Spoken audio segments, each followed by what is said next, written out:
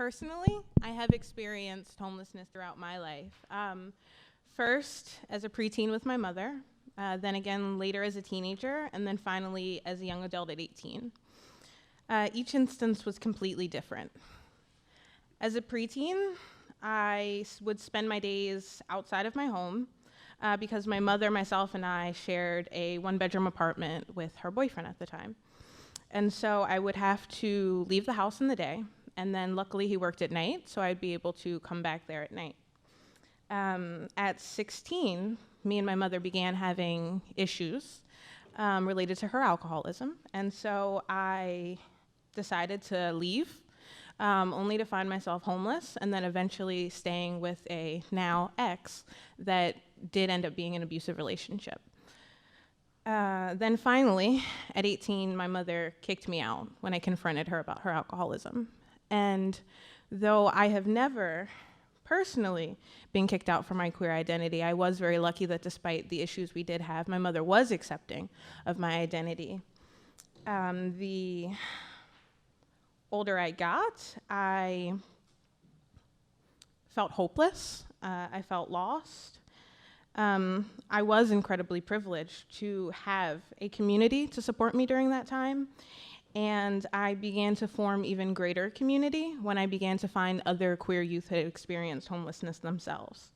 And so in finding other youth, I found some youth that were homeless not because of their LGBTQ identity, and I found many other youth that were.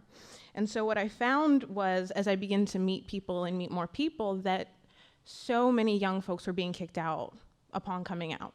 About nationally, 26% are going to experience violence when they come out. 30% are going to be forced out of their homes.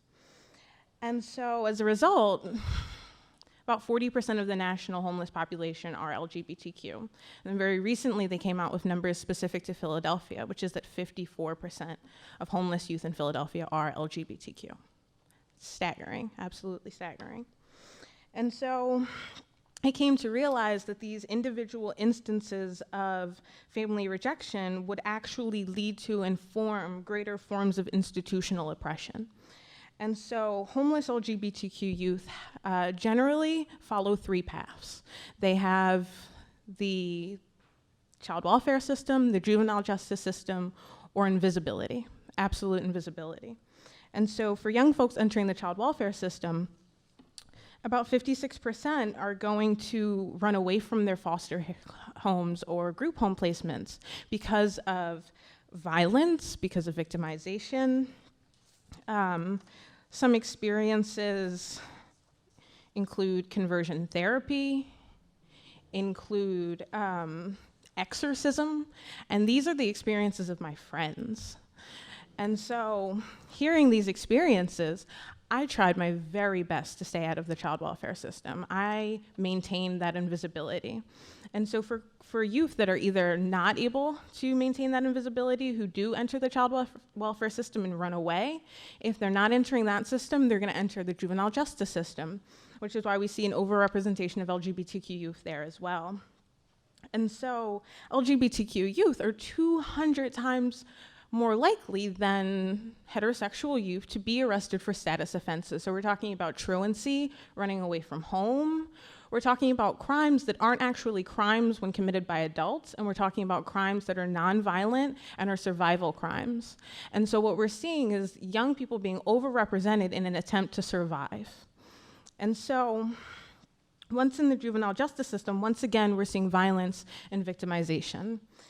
And so oftentimes when we hear these systemic barriers, we think, I cannot impact that system, right? That is a large system. But so is marriage. Marriage was a huge system that we impacted and we changed, largely through dismantling this heterosexist ideal of what love looks like. And that same exact idea is what we can apply to addressing this overrepresentation of family rejection. And so many LGBTQ youth are lucky enough to have a chosen family, to form community.